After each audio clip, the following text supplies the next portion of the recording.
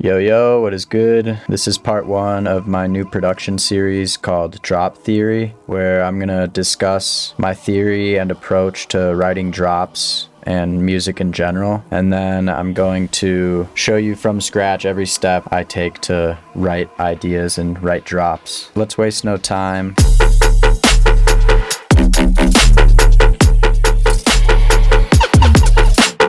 We'll get right into it. So it's going to be a two-part series. This is part one, where we're going to discuss some things and overview my theory, and then we're going to do some sound design sessions to try to get some ideas going. And then part two is where we'll start arranging a drop. We'll cover everything from writing riffs, drums, arrangement, mix down, all that good stuff. If I had to sum the theory up, it would be that all drops are made up of the same things, regardless of genre. And those main things tend to be drums, a sub or like a bass line, mids information like growls or synths, and then effects, which is like sweeps, glitches, and vocals. And I believe that once you approach music this way, when you're writing it, when you're listening to it, you'll start to create more interesting music and kind of break out of these boxes that people tend to put themselves in. So without babbling and wasting a bunch of time, which I tend to do, we'll look at some examples. I'm going to take three fairly different tracks of different genres, and I'm going to point out how in the drops, it's all kind of made up of the same groups: drums, sub,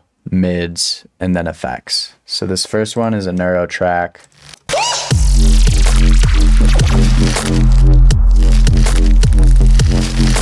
So we can hear obvious kick and snare with cool percussion going on. So we have good drums.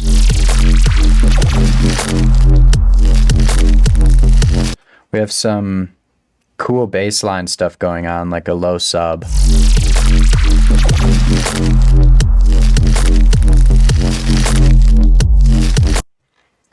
And in this case, that sub is also fulfilling the mids information because it's a very processed sub.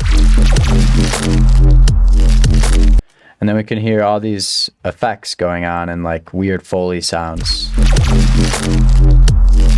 There's another drop in this song we'll go to. Even more obvious examples here. So we have kick, snare. So we have really nice drums going on. We have a cool sub with really crunchy mid spaces on top of that sub. Right here. And then there's effects. We have that weird vocal sound and other like glitches and risers going on. The vocal is the most obvious one.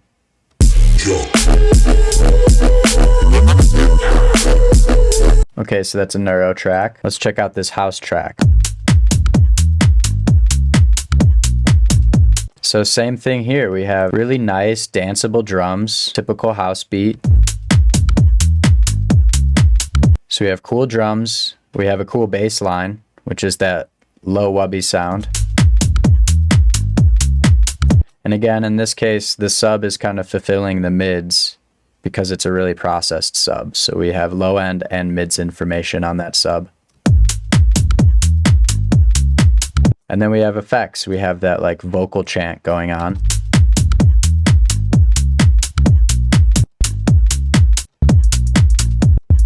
Very minimal, very obvious with this house song. And then let's take a dubstep track. To outer space.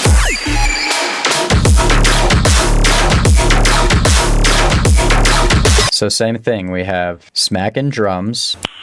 Nice. We have a thick sub bass, and then in this song there's kind of two mid spaces going on. We have that really kind of vocody, squelchy sound hitting on every kick and snare.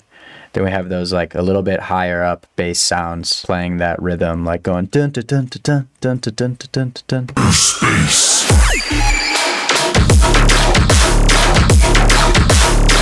So we have drums, sub, multiple mid spaces.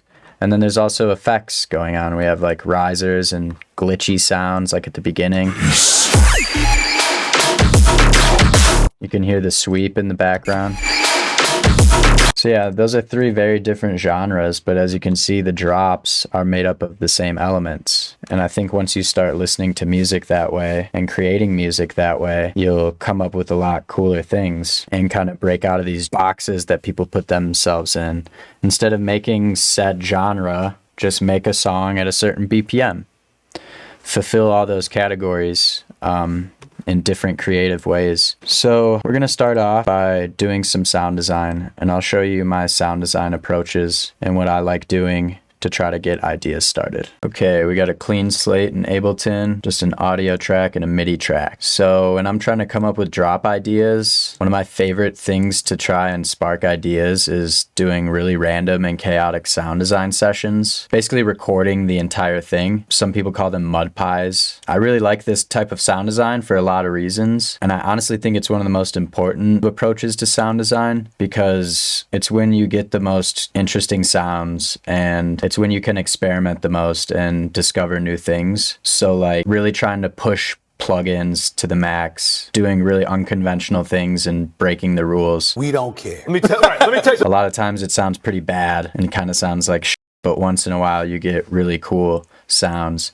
And like I said, during the process, you usually can learn a lot and kind of almost find your sound and find new techniques. So I'm going to do that, and hopefully we get some cool ideas sparked through this. And if we don't, worst case scenario, we just have a bunch of audio to work with, which will be great for the effects and glitch side of things when we're arranging and creating an actual drop towards the end. So I'm just going to take an operator, going to draw in one long MIDI note. We'll do D. It's a good scale, good key to work in for bass music. And then I'm going to take this audio track and put it on resampling and arm it. So first, let's just put like a saturator just to like give it some more volume. And then I'll put a glue compressor on the end with soft clip, just so we're not clipping too much, which that's something I don't usually worry about too much, to be honest. I don't get too worried when things go into the red. When we're doing this type of sound design, you'll see we're really going to be pushing limits, so we're definitely going to want something at the end to prevent it from completely breaking our speakers and our ears. But I have this stuff on the master. I have a utility, a limiter, a span, and a spectrum just for analyzing things. And we'll get more into detail with those later on when we're paying attention to mix down stuff. But right now we're just going to experiment and record it and try to get some cool stuff. So I'm going to just start recording this now. Bring it down.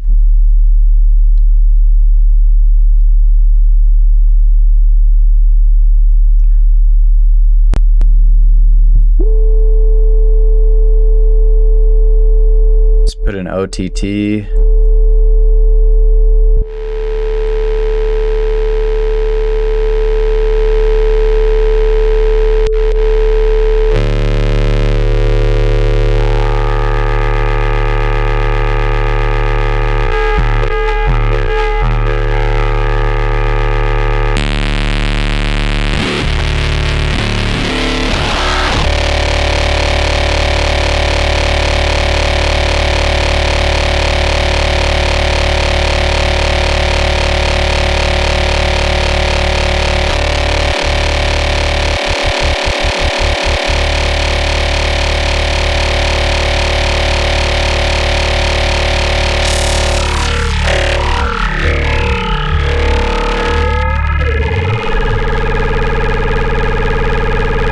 So many dispersers.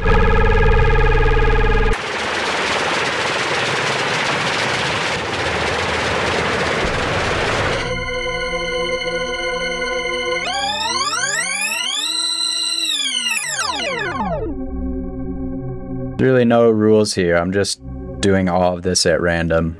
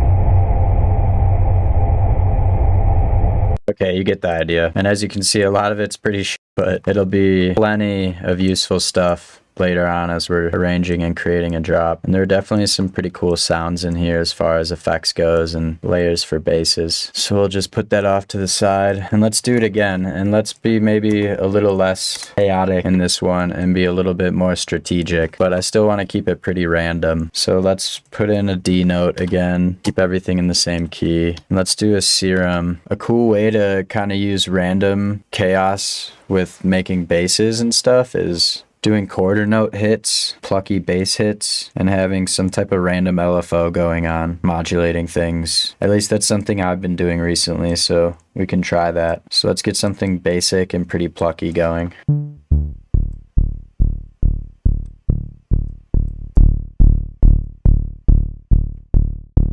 Some movement.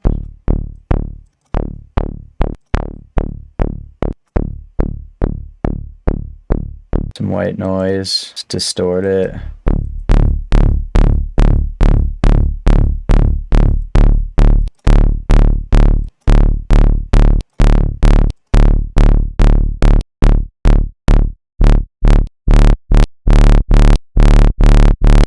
Let's do a square wave maybe. I like basic shapes mainly as well. They're just so clean and nice.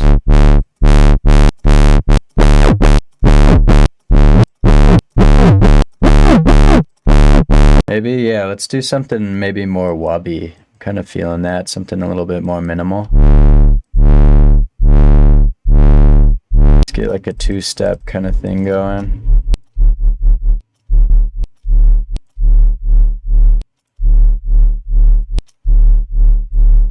Let's do some post-processing.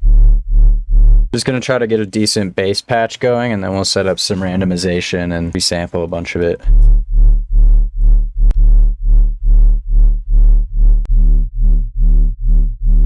Yeah, it actually sounds good. Let's put some multi-band. I really like this preset. It's almost like an OTT.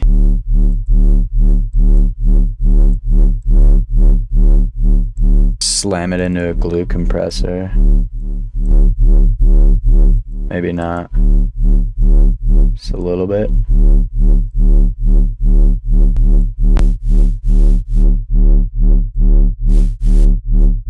Just a little bit of white noise.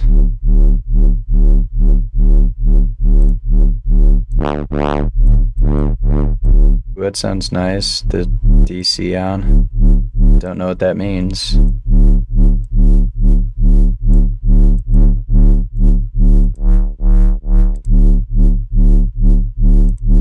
Really like Morph EQ.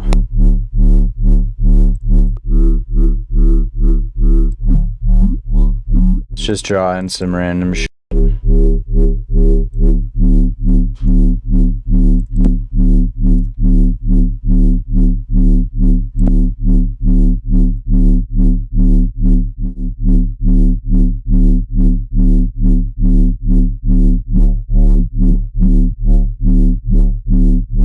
Okay, yeah, cool. Now let's start getting an LFO from Ableton, and we're gonna put it on random. Let's smooth it out a bunch, a little bit of jitter, and we're gonna put that on the morph of the morph EQ.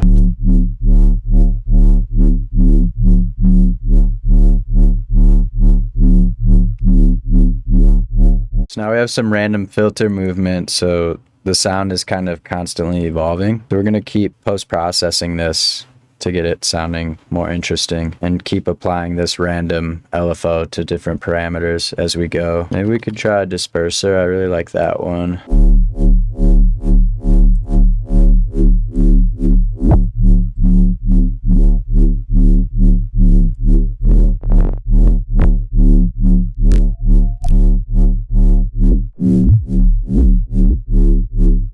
Maybe just a little bit of disperser.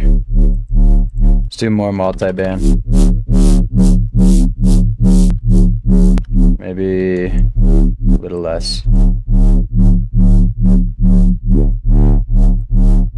Maybe no disperser. Maybe change this. Let's maybe make this more.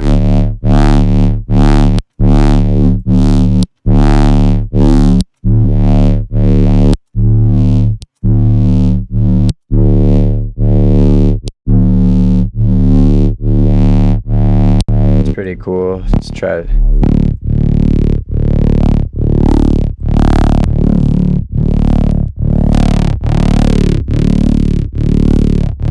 Not really wubby. Okay, this is when we should probably start recording because there's some cool shit in here. So I'm gonna do what I did before, resampling on, recording on, and we're just gonna start recording this.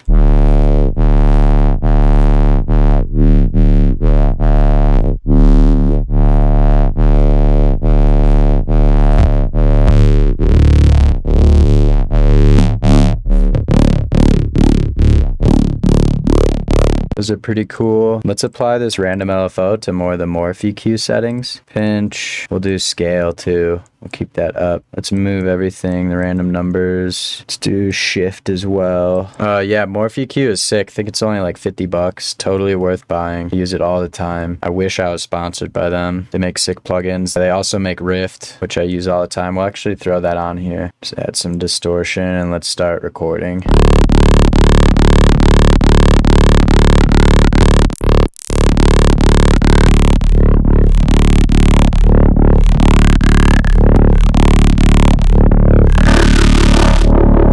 Bunch of pitch bends.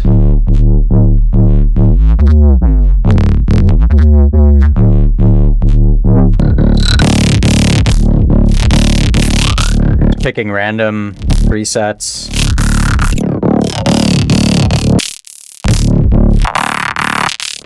Mess with the rate. Alright, we're starting to lose the patch, so I'm gonna just start destroying the sound again. Trying to get random sounds like we were. Because again, the main thing here is we're trying to experiment, just do a bunch of random shit.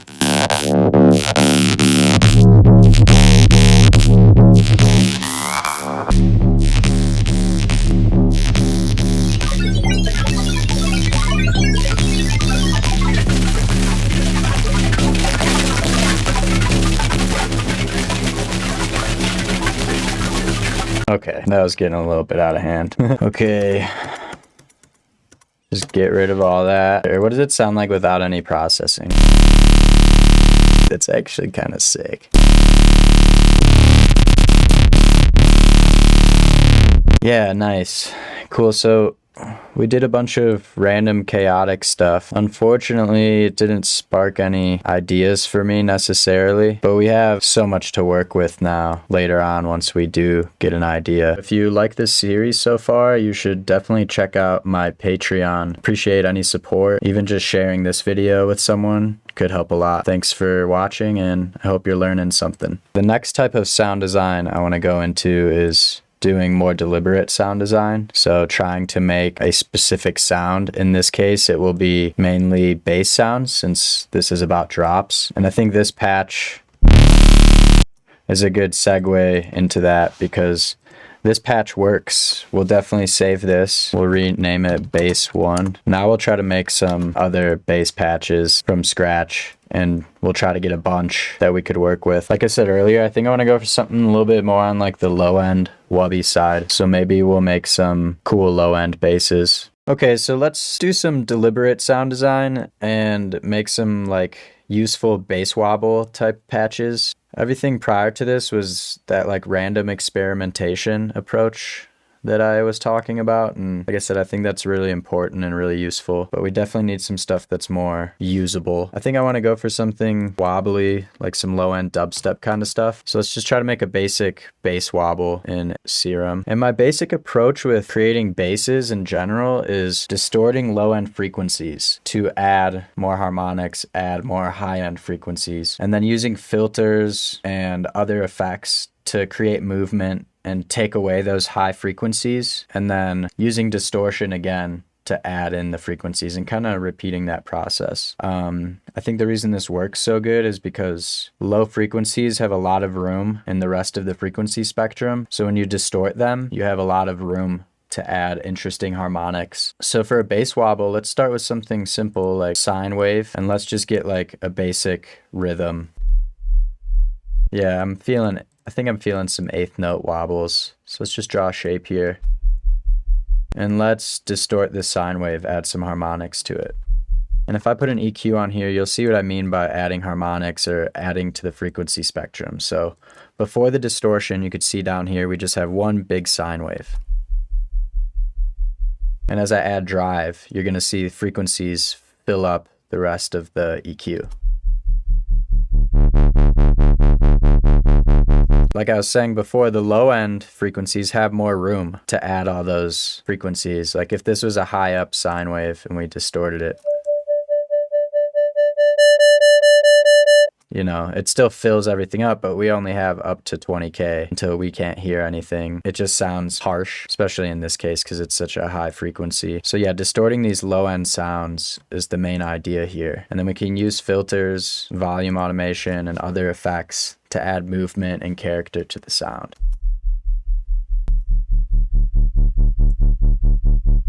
Let's really distort it. Actually, no, let's be kind of soft with it for this first patch. Just try to get a nice basic wobble. So now I would take a filter to add that movement I was talking about. And we're going to take away some of those frequencies we just added. Pay attention to the EQ down here while I'm doing a lot of this.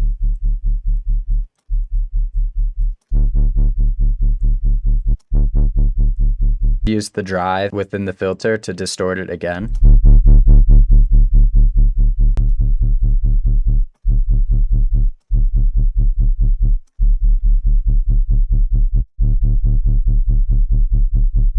Maybe some multi-band compression.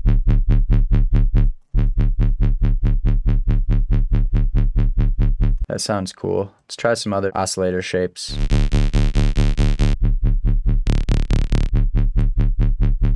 We'll stick with the sine.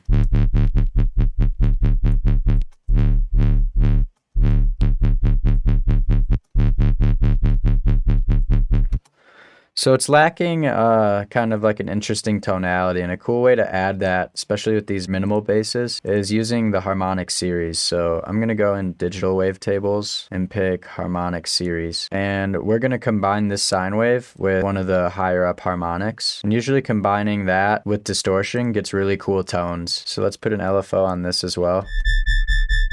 So let's bring it down a couple octaves.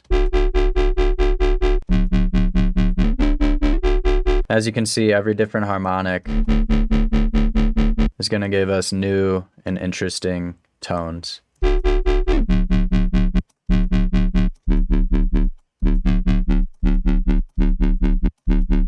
There we go. That has a cooler kind of tonality to it. Let's add some white noise. I like to, if you do Shift, Alt, and click and turn the modulation to bipolar, I like to do that with the white noise so that the white noise is only coming in on this like top half of the LFO. It makes it a little bit more percussive.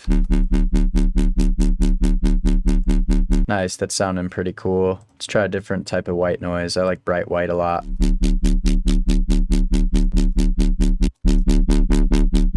Okay, cool. Let's take a Fab Filter multiband and boost some of this sub up. Let's do some unconventional stuff. We do not care. Boost some of the lacking areas pretty dramatically.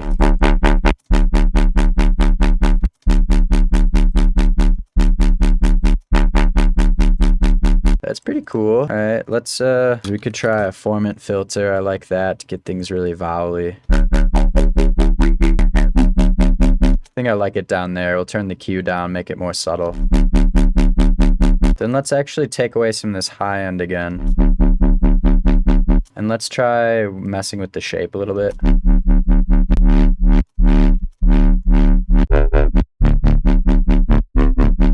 Yeah, that's the sweet one right there. That's a good one.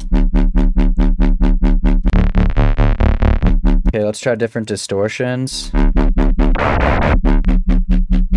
Okay, cool. Let's do a disperser. Can maybe add some nice squishiness to the sound. Okay, that's sounding sick. It's already pretty loud. Let's throw a glue compressor on the end and put some soft clip. Some people on the Discord were requesting how to keep things loud, and my answer to that is distortion, compression, and then soft clipping and limiting. I keep that limiter on the master just so things aren't getting crushed out of the master of the project, and then most of the time I end my sounds that I'm really pushing with like a soft clipper, but that's not even the case all the time. A lot of times I will let things clip. I like to follow the if it sounds good, it sounds good rule. So let's just slam this into this glue compressor a little bit, get more volume, get more distortion out of it. See, this one's already pretty loud, so it starts to get pretty ugly right away. So I'll just try to push the limits. Just do a little bit. Okay, cool. And then once I get a cool bass sound going, you can see the process here that I was explaining where we're distorting a low end sound to add those harmonics, and then we're taking them away with filtering and then adding them again with compression and distortion. And as you'll notice right now, there are no stereo effects, so this is completely mono. I like to keep my stereo effects pretty clean, especially when it comes to like my basses. Things can get messy, and it honestly, keeping your basses pretty mono, in my opinion, makes them kind of more aggressive sounding, especially if that's the vibe you're going for. It's more up and in your face. So I like to use really clean stereo effects just like at the end of my processing chain once the sound is like loud and has the character and the tone that I want. Now I'd say for this one, I like this. It's dope. I think we could go further with it and process it even more. Since we might be going for a minimal kind of vibe, I'm just going to keep this and we'll actually duplicate it and we'll process it even more with a different variation. But back to the stereo effects, I'll just take my rack clean stereo effects, clean stereo tools, and just use one of these. You could see on the span, the light green is the stereo. These are really clean effects that keep things in phase. That's starting to push it a little bit, so I'll just dial it back. Now we just have some subtle stereo added to it. Put this on the duplicated one as well. Okay, so let's keep messing with this patch, try to get some cool variations to work with. And now that I got a cool sound and I saved it right here and we duplicated it, we could start pushing limits even further and going into the deep end and not have to worry about losing the good sound that we made. So I think I want this more plucky.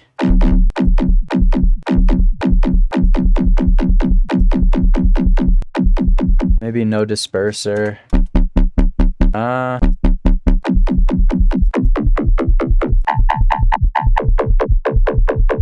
Ooh, I like that. Let's just do less disperser. Okay, yeah, let's compress the out of it. Do it again. That's too much. Let's add some erosion, get some nice crispy high end.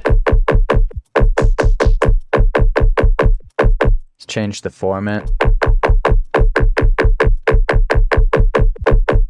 I actually think it sounds better down there. Let's keep that. Let's try a vocoder maybe. Do the Mr. Bill technique and put it on modular mode, put it on 4 bands. And then let's like really slam into that.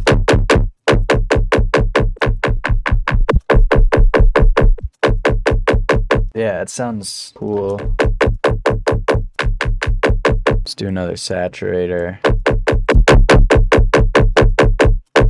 Really like this distortion tantrum.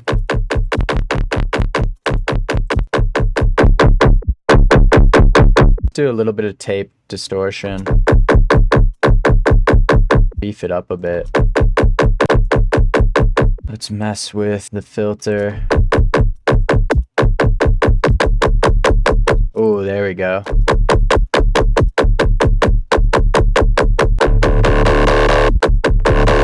That'd be cool.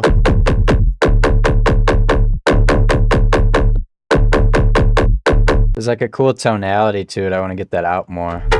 There we go. Just turn up the drive on that. See, this is sick.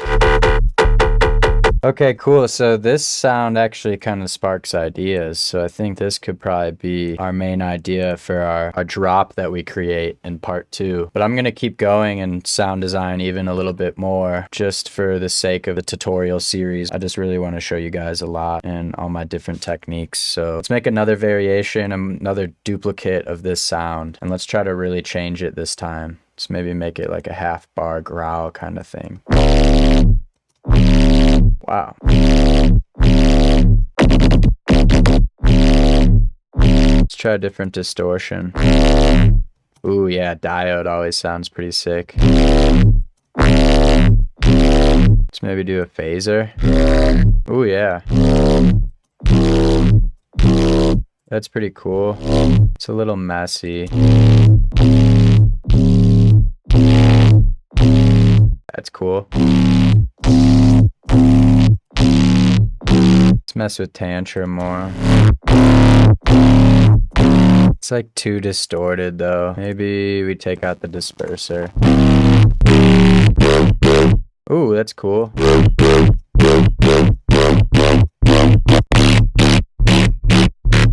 Some tonal delay could be cool on this, so taking a really short delay.